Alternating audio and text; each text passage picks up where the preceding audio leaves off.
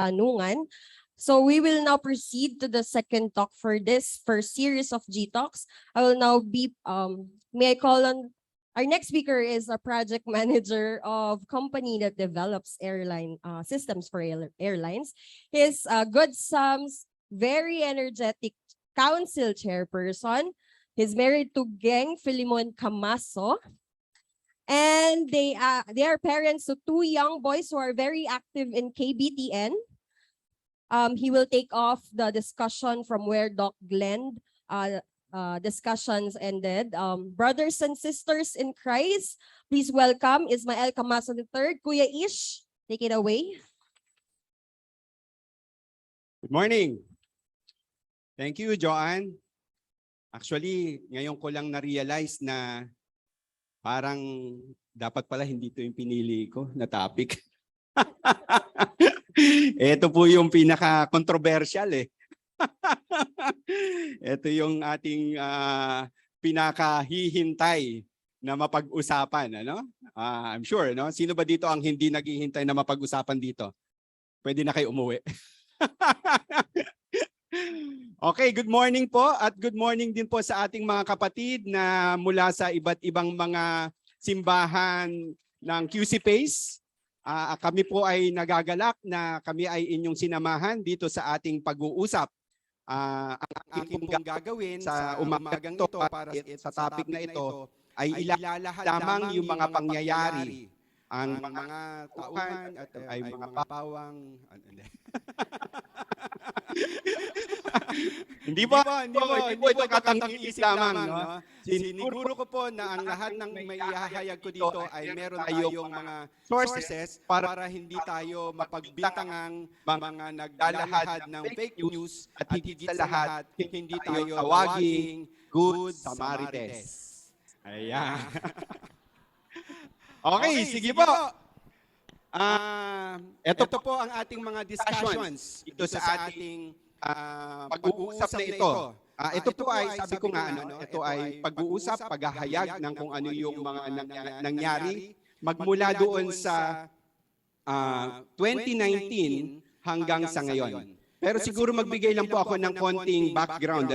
So kanina, naipahayag na ni Doc Glenn na kung paano nagsimula ang ating simbahan United Methodist Church. At nabanggit nga po niya kanina na ito ay nagsimula bilang isang lay movement. Tapos maganda po, thank you doon sa tanong ni Iner Fernandez kasi nabanggit na kailan nga ba naging United Methodist Church ang UMC. At nabanggit nga ni Doc Dan kanina na nagsimula ito noong 1968. Okay? So, siguro ang isa po natin, ang gusto rin pong idagdag doon, magmula 1968 ay nagkaroon na tayo ng tinatawag nating General Conference. Ang General Conference, para po doon sa mga hindi pa nakakaalam, ito po ay ginaganap every 4 years. So, ibig sabihin, kung 1968, nabuo ang UMC, ang unang naging General Conference natin 4 years later is 1972. Wow, ang galing ninyo sa math. Okay, so siguro po ang isa pong gusto kong simulan doon sa 1972. Magmula po nung 1972, ang pinag-uusapan po natin ngayon tungkol sa usaping homosexuality ay nagsimula na. 1972, anong taon na po ngayon? 2023.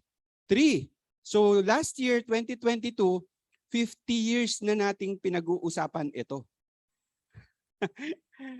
Kalahating siglo, half century, 5 dekada.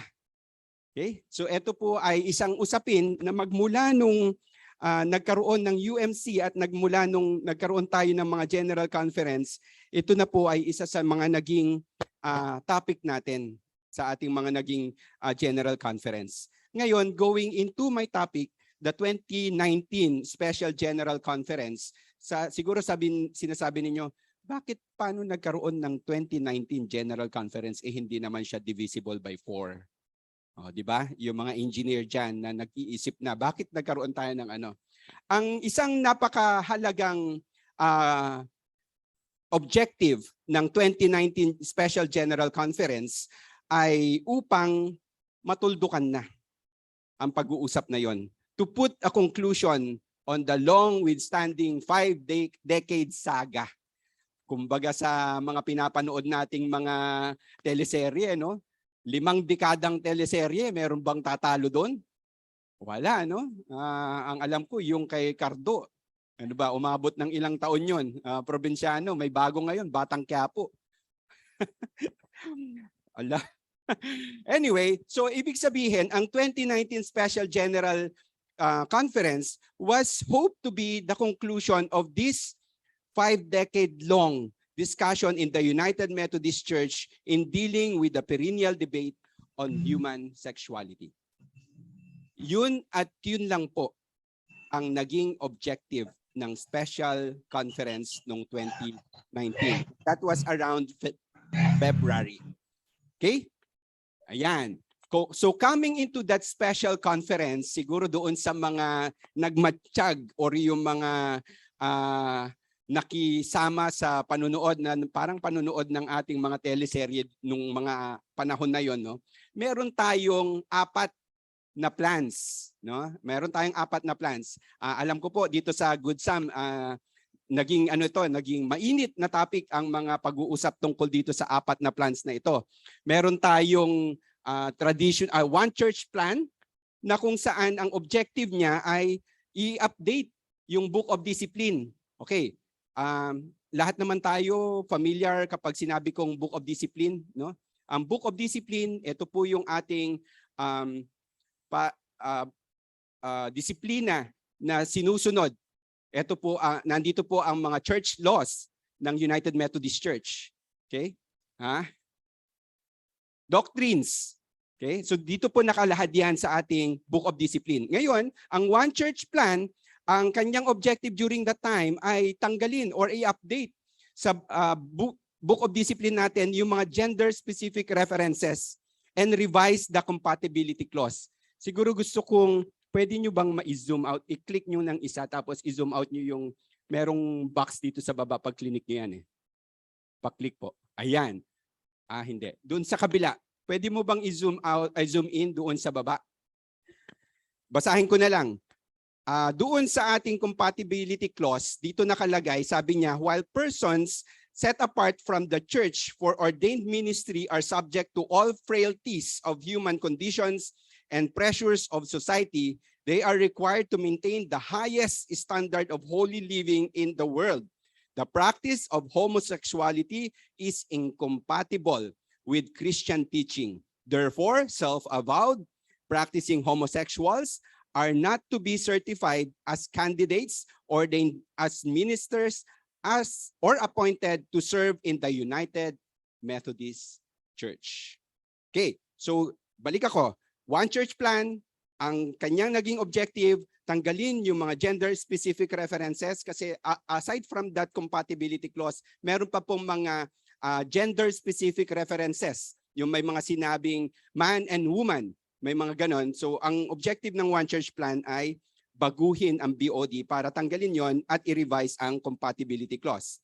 Next, traditional plan. Ang traditional plan naman, ang objective niya ay i-uphold the authority of the Bible in our Book of Discipline. Ibig sabihin, kung ano po yung nakalagay doon, hindi yan babaguhin. At because of that, it's upholding the authority of the scriptures in our Book of Discipline. And in particular, yung compatibility clause, hindi siya babaguhin. Next, connectional plan. Ang connectional plan is more of, ang objective niya is more of restructuring the United Methodist Church in such a way that progressives, traditionals, and centrists can coexist or live in the same church, the same United Methodist Church with different book of disciplines. So magkakaroon ng mga iba't ibang grupo, progressives, traditionalists, centrists, and then magkakanya-kanya sila ng book of discipline para may kanya-kanya silang, halimbawa, compatibility clause, may kanya-kanya silang definition yan. Pero isang church lang. That's connectional. Hindi po. Buong UMC. Buong UMC. Magkakaroon ng yung mga local churches, they can choose on what particular, kasi para magkakaroon na ng sub-denomination. Yun ang sinasabi ng connectional. But they will continue to coexist within one church. Simple plan. Ito ay hindi ko maalala kung natuloy bang ipasa to, pero parang ang alam ko hindi na natuloy. Pero ang simple plan, this is more radical in changing the book of discipline. And ang objective niya is totally remove the compatibility clause. Okay? So mas radical pa siya kesa sa one church plan. Ngayon, balik tayo sa atin. Ano nangyayari during that time? As part of our 62nd year anniversary dito sa Good Sam, we made a stand to support the traditional plan. Okay? Ano ulit yung traditional plan? Uphold the authority of the Bible in the UMC Book of Discipline and Doctrines. As OneGoodSamFam and even the QC PACE during that time, we identified ourselves as traditionalists. Tama po ba? Agree, agree. In which, by definition, these are those who support, uphold, and aims to preserve the UMC's historic and still official doctrinal and moral standard. Yes, nagkaroon po tayo ng mga surveys within our congregation during that time. And at the same time, we were holding yung binalangkas ng ating admin pastor ngayon na si Doc Dan na statement of faith. Na ito ay tinanggap at inuphold not only within the Good Sam Church but even all throughout QC PACE.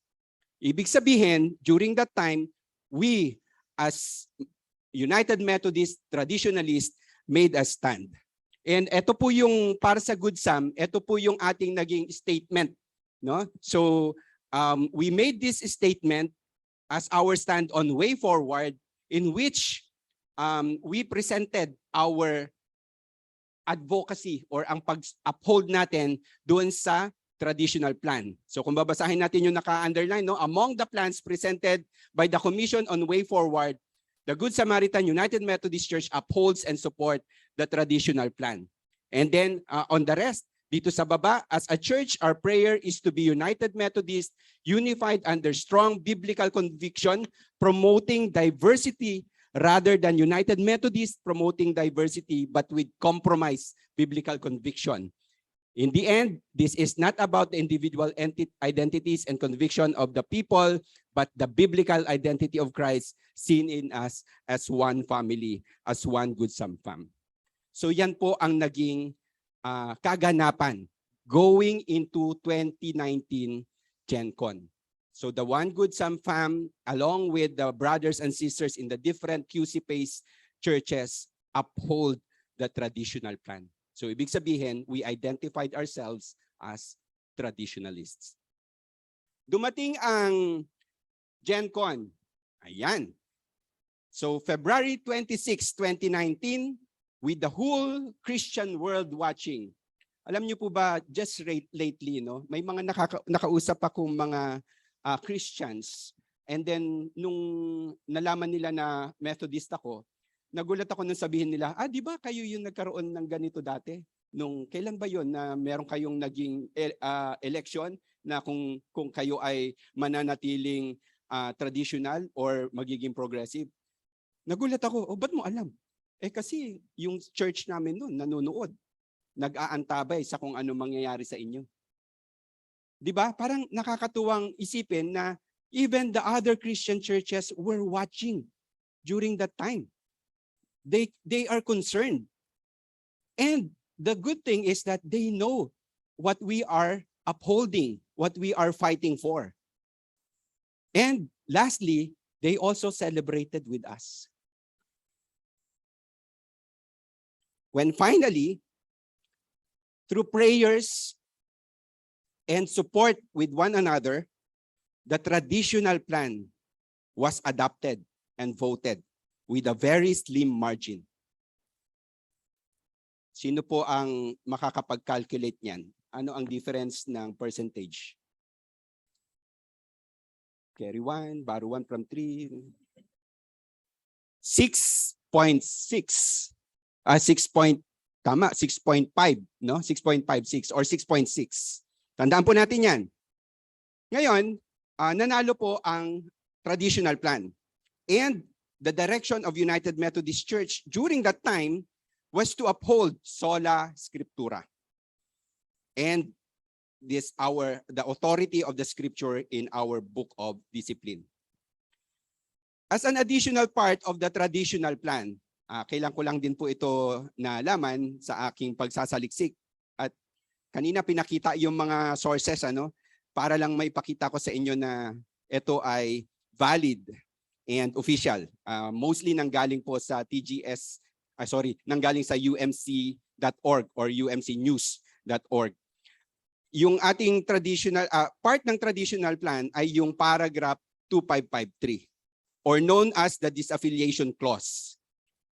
This was also laid on the table during the GenCon 2019 and was also approved. Ang objective po nito is to annex to the book of discipline yung known as the disaffiliation clause. Ito po yon. So this is disaffiliation of local church over issues related to human sexuality. Okay? The objective of which is to provide a means for a local church to disaffiliate from UMC officially when it comes to conscience regarding a change in the requirements and provisions of the BOD related to the practice of homosexuality or the ordination of marriage of self-avowed practicing homosexuals as resolved and adopted by the 2019 GenCon. Okay? So in short, it is a graceful exit to those who are not in agreement with the church law on homosexuality by allowing them to keep their properties, including their sanctuary, with certain conditions to meet. So let's keep that in mind. No? Later on, babalikan po natin yan. That is what is known as paragraph 2553. Okay? So sorry, nakalimutan kong i-highlight yan. Yung date.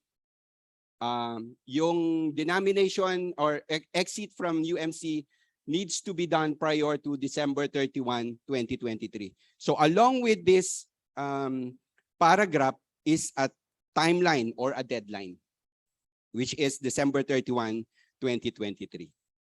Okay, so malinaw po. Let's move forward.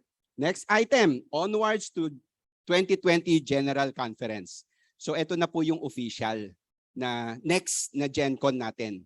2020, divisible na to by 4, no? So from 1972 to 2020. Okay, so hindi ko na na-compute kung pang ilan na dapat na GenCon yon.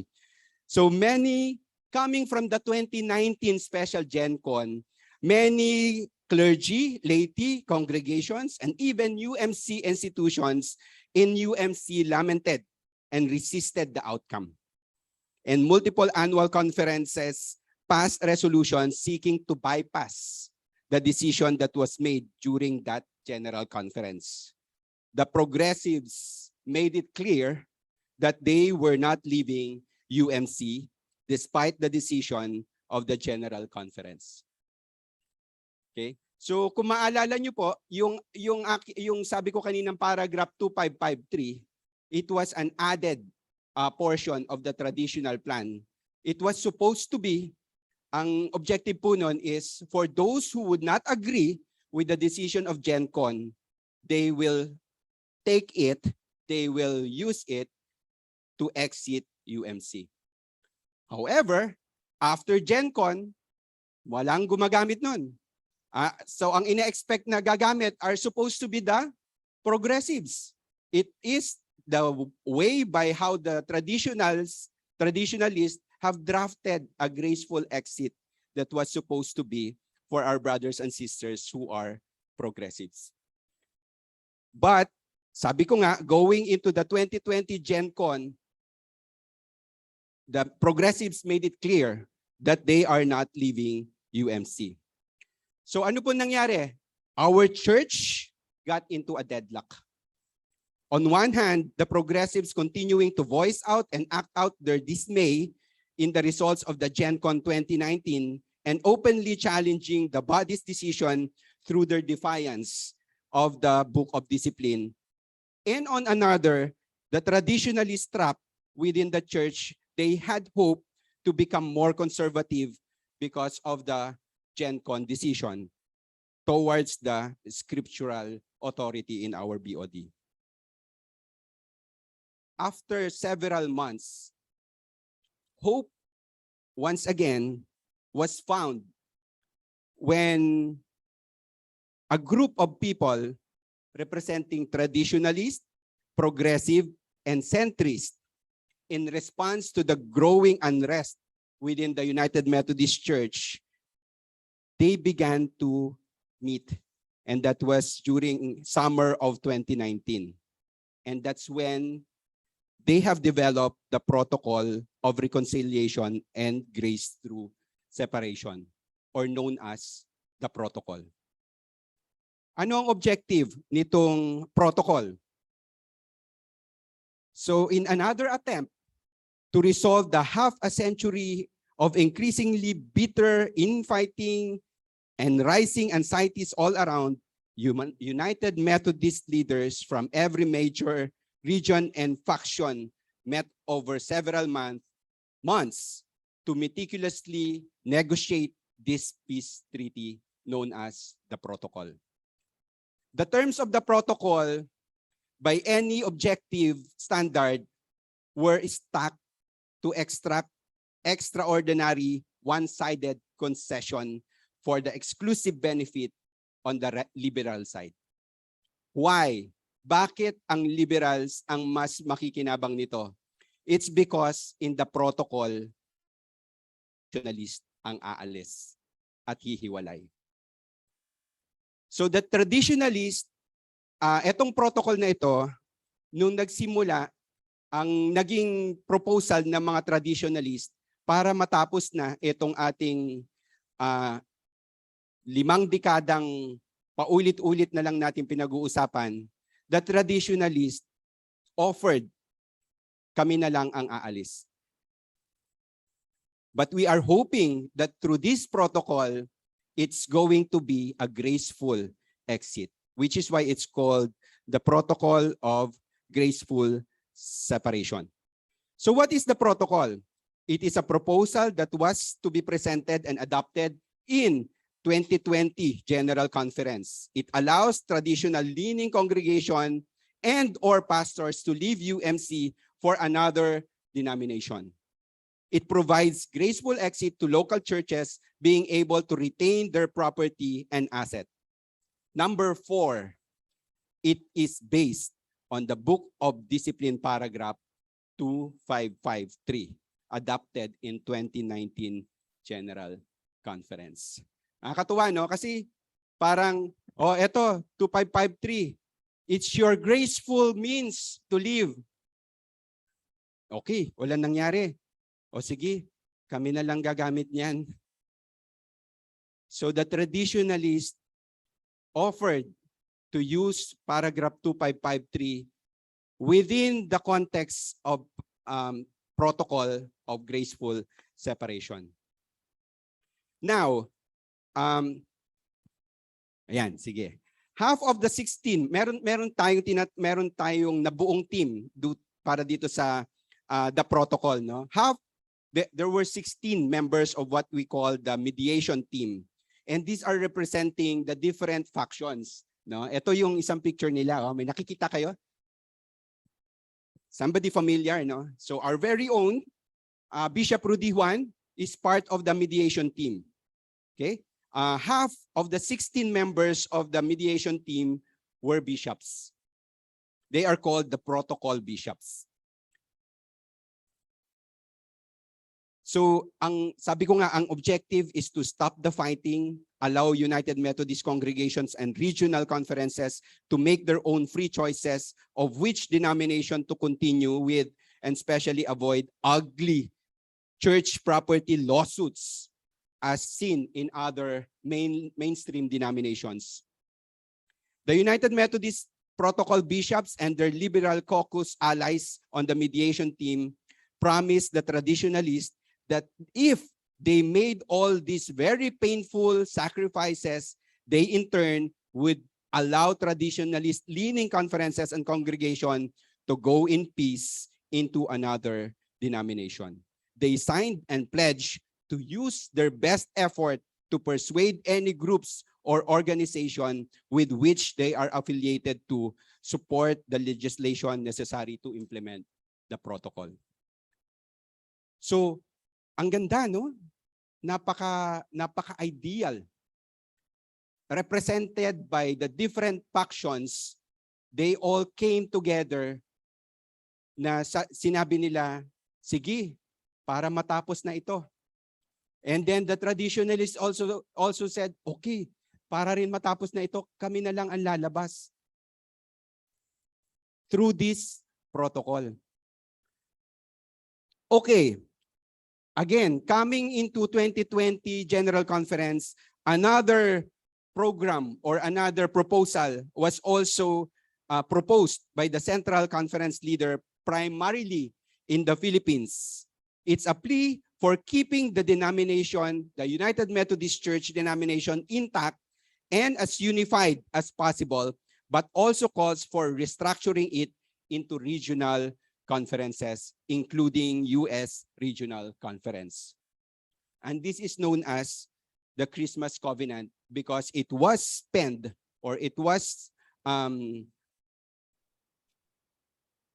drafted or nabuo ito during on December 19 on that same year. The covenant proposes the following action. Number 1, suspension of all actions furthering any dissolution or separation plans and liquidation and distribution of the assets of the United Methodist Church. Number 2, formation of a U.S. Regional Conference. And number 3, establishment of legislative equality for central conferences and U.S. jurisdiction. So kung titingnan nyo, unang basa, parang total opposite siya ng protocol. Ano? So regions would be allowed to adapt the book of discipline to their context. So ang sinasabi nito, parang magkakaroon ng iba't ibang regions. And each region will be given the privilege to choose or to come up with their own book of discipline. Kumbaga, i-regionalized yung the United Methodist Church. And one of the regions is US. And I believe isa sa mga region will be the Philippines or I don't know kung ano. Ayoko nang mag-comment baka yun lang ang alam ko. Okay? So pero one thing that came out, no? So may magkabilang panig, the protocol and the Christmas covenant. Okay, one thing came out and it came from the Philippine Central Conference, our bishops. Okay, the Philippine Annual Conference Cavite has endorsed and sent these two programs or proposals to the 2020 General Conference legislation. So bakit ganun? Bakit parehas? Di ba magkasalungat sila? So both proposals were developed after the official petition deadline, which is May 5 to 15, 2020. So ibig sabihin, merong binigay na deadline kung kailan ka makakapag-propose ng mga proposals towards the 2020. Pero coming from our bishops, ang ganda ng ginawa nila. They unified or pinagkaisa nila itong dalawang program na ito. First, the protocol for the graceful separation, and then next, for the remaining church, United Methodist Church, apply the Christmas covenant. So kumbaga, kapag may mga umalis na ng mga traditionalists from the protocol of graceful separation, yung mga maiiwan, they will also be restructured using the Christmas covenant. Grabe. So kumbaga, si Bishop Juan mismo ang nagsabi nito na They are complementing each other. Okay, so may nahanap na ganun. Okay, so it's again, no, it's we got into a position na, oy, okay. Parang ang ganda, no? That is going into the 2020 GenCon. And we all know what happened after that. No? Coming into 2020, the UMC atmosphere was again at its highest, with the whole UMC congregation excited with the two plans drafted as complementing each other. However, pandemic came. The General Conference for March 2020 was rescheduled, rescheduled to 2022. From that point on, UMC suddenly took a sharp U-turn in its direction. Bakit po natin nasabing nagbago ng direksyon? What transpired during this period had shaped the UMC or the United Methodist Church to where it is now. Number one, nagkaroon na naman tayo ng parang deja vu.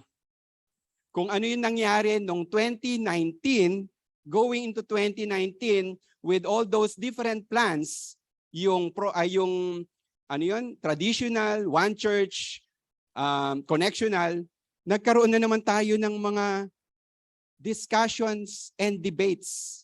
This time, between the supporters of protocol and Christmas covenant, wherein at this point, the support for protocol has gradually decreased, while the bishops, including those who are known as the protocol bishops, have shifted their advocacy and supported Christmas covenant. The burden of keeping the promise to promote the protocol was increasingly borne by the mediation team's two traditionalist representatives. So naalala nyo kanina, sabi ko, bawat faction may tigalawang representative to make up the mediation team of 8 people. So 2 of those are from the traditionalist faction. And from this point, yung pag-support dito sa protocol has started to shift papunta sa kanila na lang. And yung kanilang mga allies as other mediation team members did less and less. Even in the Philippine context, kung maalala nyo po, there were times na nagkaroon ng mga online forums. Kung naalala nyo, may mga online forums wherein there were discussions about more on the Christmas covenant. And the discussions and support for protocol grew less and less as time went by. Okay, so that's one of the things that happened during this time. Next, the UMC or the United Methodist Church progressives have become more and more confident and blatant on their defiance of the UMC doctrines and Book of Discipline, considering that they have not been changed. Yung ating Book of Discipline, hindi pa rin naman nabago hanggang ngayon. In fact, dahil nanalo ang traditional, ang decision is to uphold.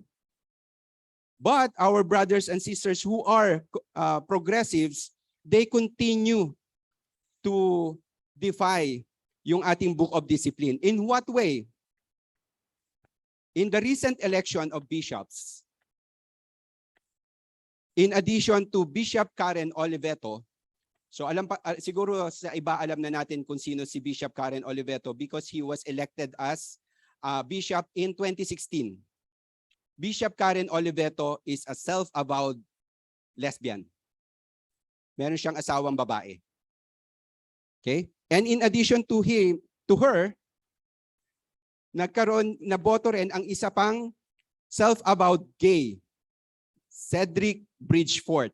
He was elected bishop and openly displayed his affection to his husband. This is in umcnews.org. Okay? Meron pa ako mga ibang nakita pero since I would not consider them personally as official dahil nakita ko siya sa ibang mga websites, hindi ko na lang siya sinama.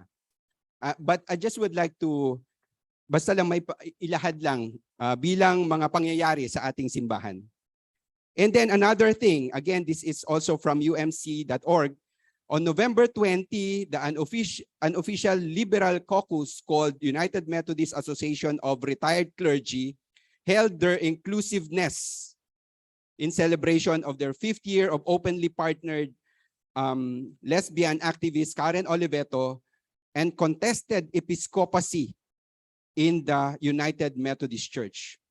They drew up the Articles of Incorporation for UMARC as a means of demonstrating unwavering support for Karen Oliveto, as well as commitment to inclusion of gay and lesbians, bisexuals, and transgender persons in our denomination as clergy in our societies. Okay? So hindi lang po paisa-isang naboboto, pero meron na rin po silang mga caucus and associations. Again, these are things that happened, that transpired from the period na na-cancel ang 2020 coming into present. And finally, the third item or the third event was the postponement of the GenCon from 2022 to 2024. While the main reason published as basis for their pushback was still COVID pandemic, others, including a bishop member of the Commission on General Conference, revealed that it was a thinly veiled play to derail the protocol from being adopted in 2020. Kasi nakikita nilang bumababa na ang support sa protocol, it was decided, postpone pa natin isa pa. Until such time, wala nang support ang protocol. While traditionalists protested the liberal mediation team on turning their backs on their negotiated deal, the response from the liberal has largely been, we are now altering the deal. Pray we do not alter it any further.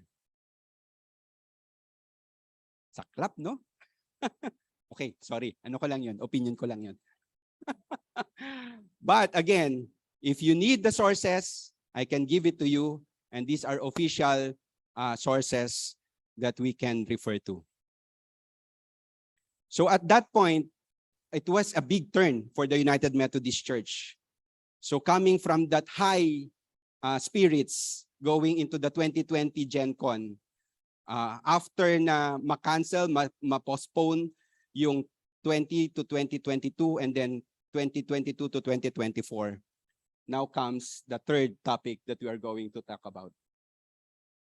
The disaffiliations of traditional United Methodist Church. This is one of the reasons why we as your council or leaders of the OneGoodSamFam decided to have itong ating forums or ating discussion. Para once and for all, mapag-usapan natin ito. Ano ba itong nangyayari at naririnig nating mga disaffiliation of traditional UMCs? Nung na-postpone ang General Conference from 2022 to 2024, it became a sign for the traditional UMCs to take the process of discernment on finally moving forward with what they hope for through the protocol of graceful separation. Kasi nakikita nilang hindi na yun mangyayari. Why? Okay, let me have reasons of church disaffiliations. Again, I have sources for this, para lang hindi masabing these are more of opinions. Number one, the weakening in the supremacy and authority of the scriptures, particularly in the issue of homosexuality. I took this from one of the statements of one of the leaders of a Texas congregation who has decided to disaffiliate. Ang isa sa mga pinakamalaking tinamaan ng disaffiliation of traditional UMCs ay ang area ng Texas. And nandun din po yung mga malalaking or mega churches ng UMC. Andun yung isa sa pinakamalaking Woodland. I think it was known to be one of the biggest UMC congregation. And they have taken the disaffiliation path. Number two reason, moving on the division and the differences that have been distractions to the church ministries.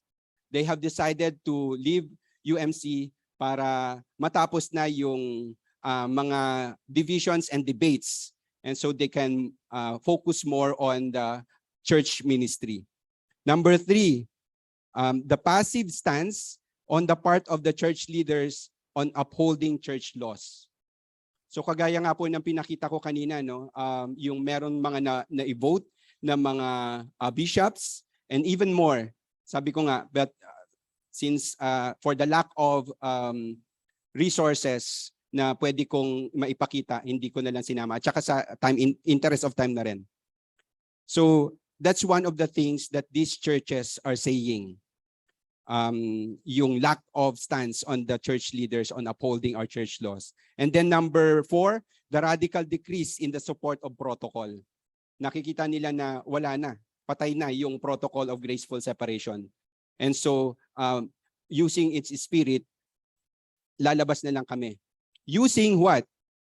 The paragraph 2553. And number 5, the deadline of the limited right to disaffiliate with graceful exit is December 31, 2023. Kaya may mga umaalis. Again, it's ironic, no? Kasi they are the ones that are using the paragraph 2553, which is part of the plan that they have supported in 2019.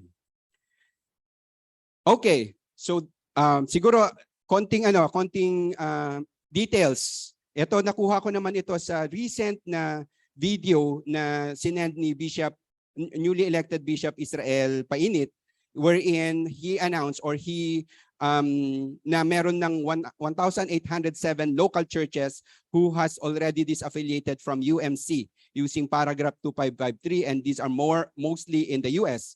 This represents about 4.2% of the total UMC count worldwide, which is around 30,000 plus churches. So 1,807 ang nag-disaffiliate. Ayan. Kinuha ko yung ano. Pero in-update ko ito ng konti kasi from the umcnews.org, ang number is now at 2,003. As of December 2022 ito. 2,003 churches, which is equivalent to what? 6.67% ng overall total count. Again, as I mentioned earlier, Texas has long been a stronghold of the United Methodist Church in the US, and ranking at the top in number of local churches and prevalence of mega churches. Na-mention ko kanina yung Woodland Methodist Church, and meron pang isa yung Faith Bridge. These are both large traditionalist churches in Texas, Houston, Texas, and chose to disaffiliate.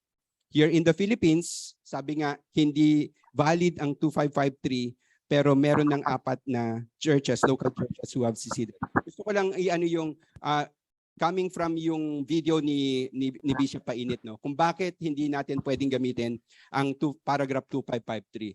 As I mentioned earlier, it was approved during the 2019 General Conference. Pagka may mga ganun na changes in the BOD, it has to go through a process. And for central conferences, siguro pwede akong itama dito ng mga pastors at saka si DS natin. Pagka may mga ganun changes in our BOD, it has to go through officially sa mga general conference. Doon maibababa ito sa mga central conferences. The Philippines is one of the central conferences. At hindi ito agad-agad na i-implement hanggat hindi pa ito dumadaan sa General Conference. And since the 2020 General Conference was postponed to 2022 at ngayon to 2024, totally hindi na natin pwedeng gamitin ang paragraph 2553 kasi ang kanyang deadline ay December 31, 2023. So technically, hindi na natin ito pwedeng gamitin for those who are aiming to leave the UMC umbrella using paragraph 2553. And so etong mga churches na umalis, instead of using it, they just seceded from the UMC. Okay. Ay, asan na ako? Next, Ayun, impact to the Philippines. So sabi natin, malayo naman yun, wala naman tayong impact dito. Siguro one of the things that I'd like to highlight, and this is based on, may mga sources din, pero more of our personal experiences na ito. Our ministry, one of the things that will be directly or indirectly affected is of course our ministry to our LGBTQ brothers and sisters. Okay? So ang ating ministry ngayon is we uphold the scriptures, and that's how we are ministering to our brothers and sisters who have identified themselves as part of the LGBTQ community. And that's how we will continue to do so. Pero this can be affected with the turn of events. No? So later on you will see kung ano yung what's in store for us in 2024. Hello? Okay. Number 2, paano natin tuturuan yung ating mga anak about practicing homosexuality? Ano ang sasabihin natin sa kanila kung kitang-kita naman nila sa mga social media natin kung ano yung nangyayari? Okay? And number 3, ito, UMC is connectional. Our apportionment support ministries globally, including progressive seminaries. So something that I've learned just recently, na yung palang mga binabayad nating mga or binibigay nating mga apportionments ay may mga nakakarating towards the UMC as a whole, at doon nang kakakuha ng mga fund or budget yung ibang mga ministries ng church, including mga progressive seminaries. So ibig sabihin, indirectly may impact pa rin sa atin kasi doon napupunta yung part ng ating apportionment. And of course, eto, balitang-balita ngayon. Sorry, medyo natagalan na, no? Balitang-balita ngayon, Philippine context on homosexuality. Ano ang nasa pinag-uusapan ngayon? Sogi Bill. Sogi Bill? Ano ba? Sogi? Soge? Sogi Bill. So it's going on, no? Pinag-uusapan yan ngayon. So how can we, as United Methodists, react to this? Balita ko yung isang pangana sa mga bishop natin is one of the resource. Yes, pro. Hindi yata. Anyway, tingnan nyo na lang sa mga news. Okay? Para po mas valid, no? Para hindi nyo ako i-quote. Okay, so these are things that are going on. And lastly, we claim to be one church under one roof. May kasabihan tayo sa Pilipino na ang sakit ng kalingkingan ramdam ng buong katawan. Na hindi natin pwedeng sabihin sa kanila lang yan. Yung sakit nila hindi natin yan mararamdaman dito sa atin. We are under the United Methodist Church. Whatever they are, the members of the United Methodist Church in the different countries are feeling right now, we are also feeling it and we are affected. Finally, what is in store for us in GenCon 2024?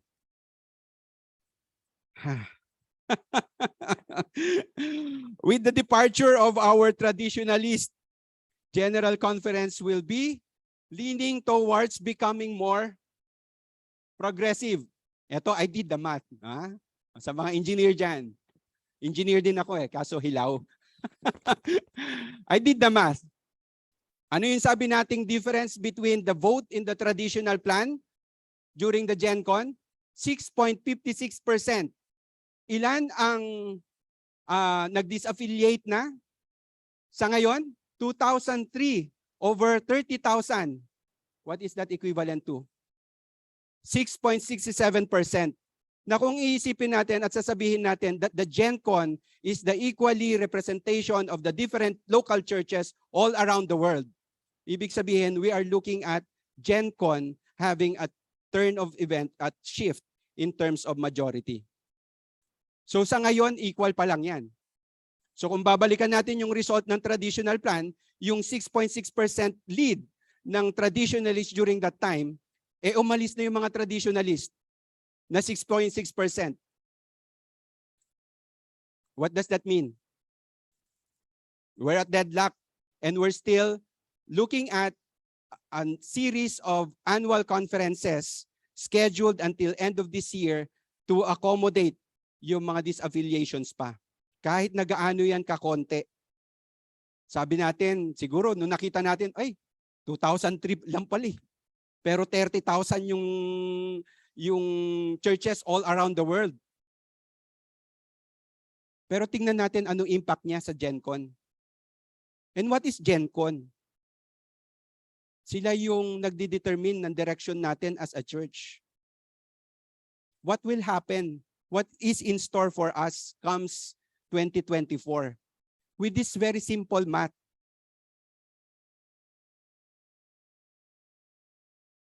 Kung noon ngang 2019 nanalo ang traditionalist, progressives made it clear they are not leaving. Paano pa kaya ngayon? We are looking at GenCon with progressives now at upper hand. Do you agree? By then, sa ayaw natin at sa gusto, they can do whatever they desire. After their half a decade long, sabi ko nga 1972 pa lang, andyan na yan. They are already fighting for this. They will now have the majority. All because of that small number of disaffiliations. What else? What else is in store on GenCon 2024? Through research then, no? One of the things na I found out are the proposed changes, especially in the Book of Discipline and zooming particularly in the social principles of Book of Disciplines. Nababasa nyo ba? Masyado maliit? May zoom ba natin? So yung nasa taas, yan yung revised or proposed that was supposed to be discussed during the 2020. Okay? So yun yung ipopropose. Yung nasa baba, yun yung ngayon. Pwede pong pakibaba. In terms of the definition of marriage, we affirm the sanctity of marriage covenant that is expressed in love, mutual support, personal commitment, and shared fidelity between a man and a woman. Tingnan natin yun sa proposed. Ano yung, asan dyan yung man and woman? Two people of faith into union. Okay? Brother Ish, propose pa lang naman ito. Opo. Wala naman ako sinasabi, di ba? Propose pa lang naman ito. But bear in mind, yung result ng disaffiliation of the traditionalist, majority will now be progressives. What do you think? I leave it up to you. Next, human sexuality. Still in the social principles. Ayan. Yung ngayon, tingnan niyo po yung nakabox sa baba.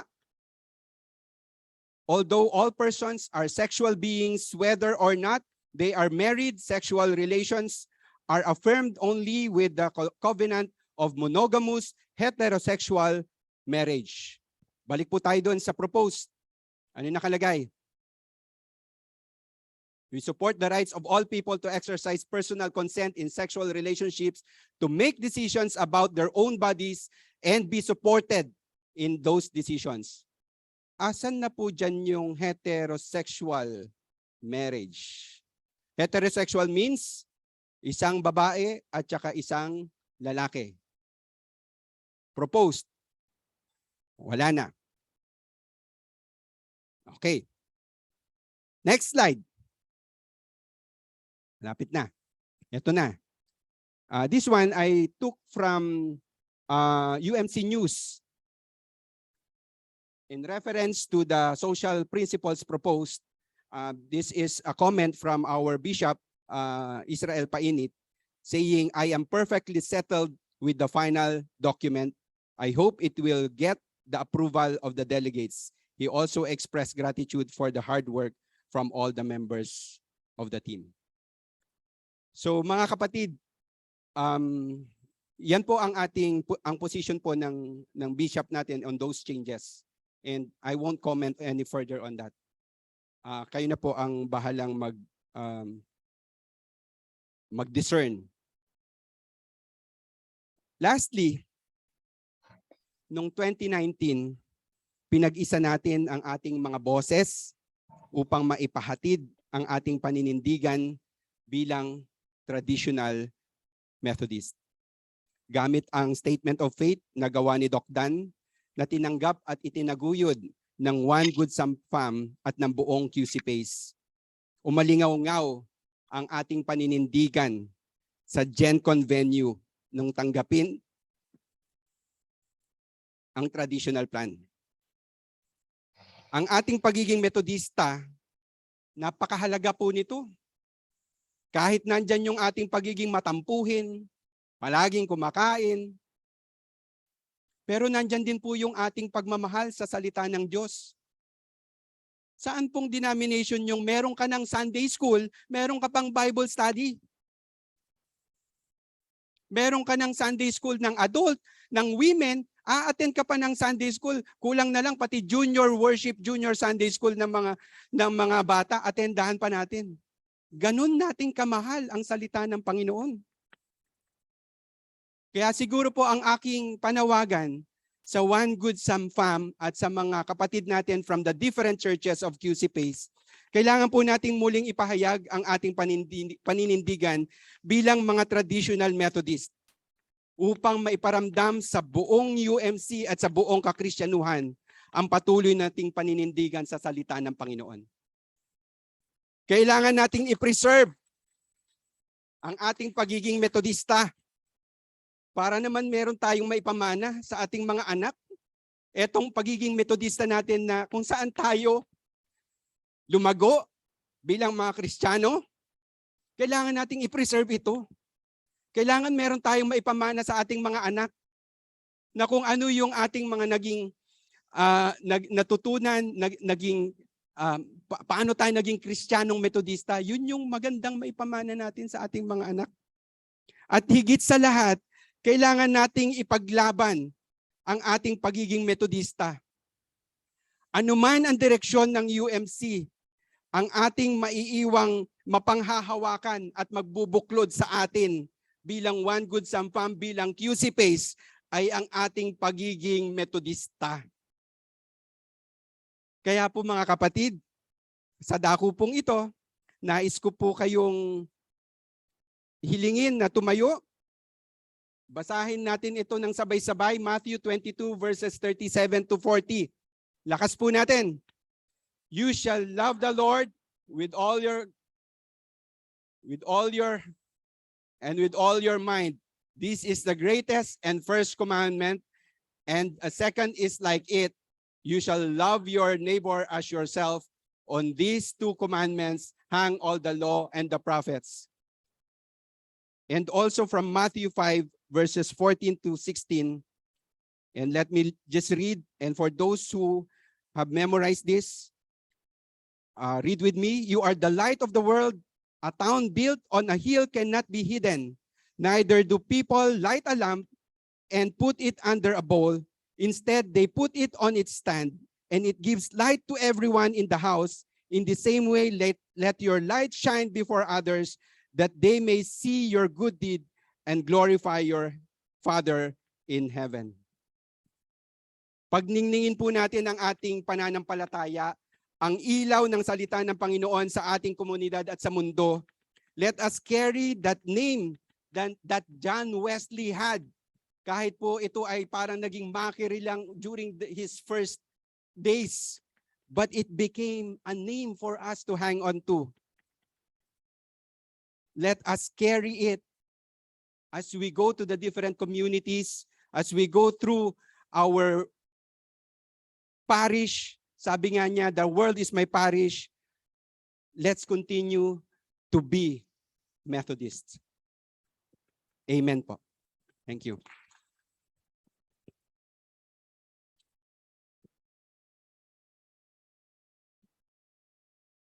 All right, thank you, Kuya Ish. At this very moment, meron tayong mga ushers that will get all of the papers. Baka it's time for us to raise questions with the presentation that is discussed by Kuya Ish. No? It's a very meaningful discussion right now. And baka may mga existing na questions na po tayo. At ayan. Paki-raise ang hand ng ushers natin. Yan po.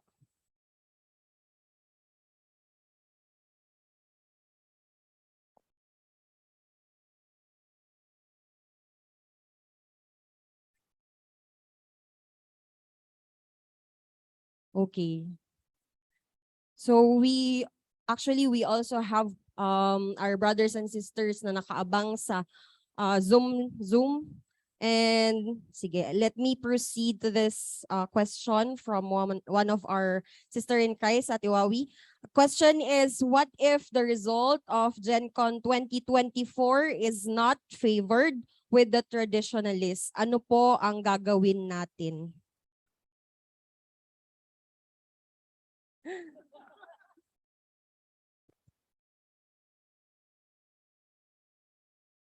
Yung susunod po nating pag-uusapan at aking tatawagin, hindi joke. Ang susunod po dito ay yung ating si Doc Dan. Ang ipipresent niya po ay ang ating statement of faith. Napakaganda po nitong pagkakabalanggas nito. Nabasa na namin ito sa council at we had unanimous vote to present this today. No? Siguro to answer the question, I would say, let's cross the bridge when we get there. But we have this statement of faith na kung ano yung sinabi ko kaninang maari nating panghawakan bilang Metodista. Okay? So, I hope I answered the question. So siguro mas maliliwanagan po tayo later sa third talk for the series. So another question po, I think this is from Tita. So first is, what is the status of UMC in the Philippines? Siguro further lang po siguro to discussion. And another question is, which churches in the Philippines have already disaffiliated? And is this affiliation the same as withdrawal?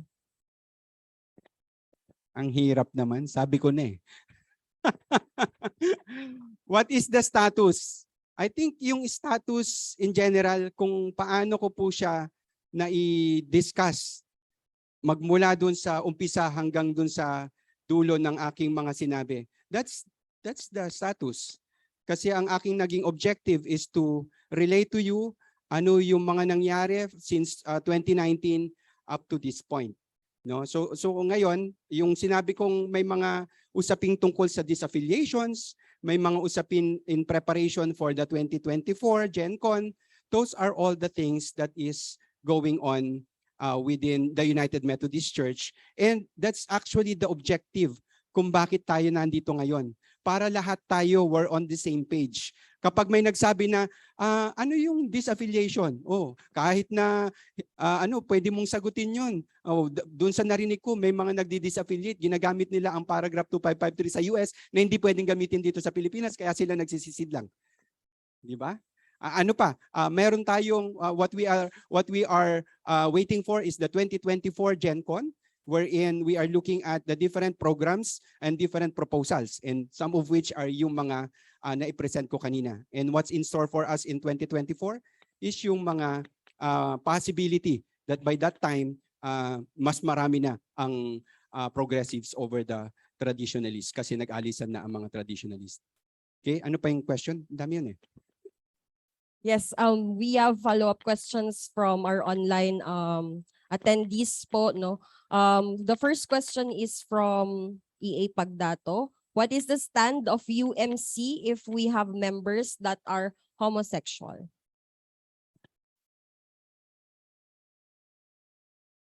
Sir Bong, same question. Ayan, ang ganda. Pastor Bong, ah. What is the stand?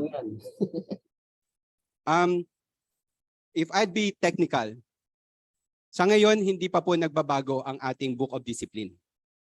So the straightforward answer is we are upholding the authority of the scripture being upheld in the Book of Discipline. How do we apply the second the second command commandment with the homosexual in our midst? Ay, ang ganda po ng question nyo, Pastor. How do we apply? Yung second commandment is love your neighbor as you love yourself. When we love, okay, ito po, sa akin na lang po ito, no? And others can answer. When we love with the truth. Okay? We love with the truth. Ito yung malaking discussion between progressives and ayoko sana pumunta dito. Progressives and traditionalists. Pero ang observation ko sa ating mga progressives, they want full inclusiveness of our brothers and sisters that are identified or that have been identified themselves as LGBTQ or homosexuals. And yung progressives, ang ginagamit niya is they are to be accepted, they are to be loved along with all the things that they are doing. Full inclusiveness. Yun po ang aking pagkakaintindi doon, ano? But on the other hand, dito po sa mga traditionalist, yung pagmamahal natin at pagtanggap dito sa ating mga kapatid na LGBTQ goes along with the love that we will use the scriptures to teach them, rebuke them, correct them, and train them towards righteousness. That's 2 Timothy 3:16. Hindi, para sa akin, hindi po yun, kasi sabi nila, kapag ginawa mo yun, hinuhusgahan mo sila. Yan po ang ng mga progressives. Kapag sinita mo ang kapatid mo sa kanyang pagkakasala, ay hinuhusgahan mo siya. No? Kaya yan po ang kanilang perspective para tanggapin sila at hayaan silang ipamuhay kung ano man yung gusto nilang pamumuhay. Kasi kung hindi, tatawagin kanilang Pharisee or nanghuhusga. Pero para sa akin po, hindi po panghuhusga yung paggamit ng salita para i-correct, i-rebuke, i-train, i-teach. And that is more of love. Because love rejoices in truth. And it is for everyone. Lahat tayo, all have sinned and fall short of the glory of God. And we apply those kahit yan ay hindi homosexual o hindi. Basta nagkasala ang isang kapatid natin, ay tanggapin natin sila at ituro sa kanila yung kung ano yung tama ng may pagmamahal. We use pure love. Sorry. Yun po ang ano ka. Did I answer? Kung meron po kayong ibang mga kasagutan. Thank you, Kuya Ish. Actually, in relation to that question po, yung second question po kasi dito sa online natin is, do we remove them as a member? And I think na nasagot naman na ni Kuya Ish or further pa.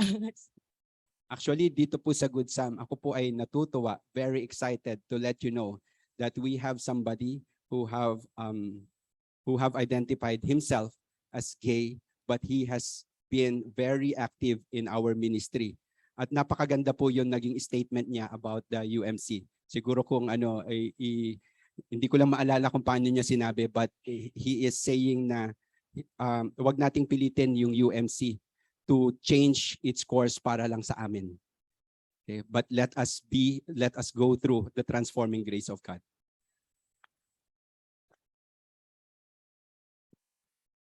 So here's another question po.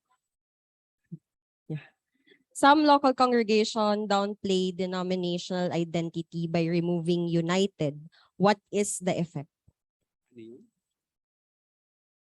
Some local congregation downplay denominational identity by removing united.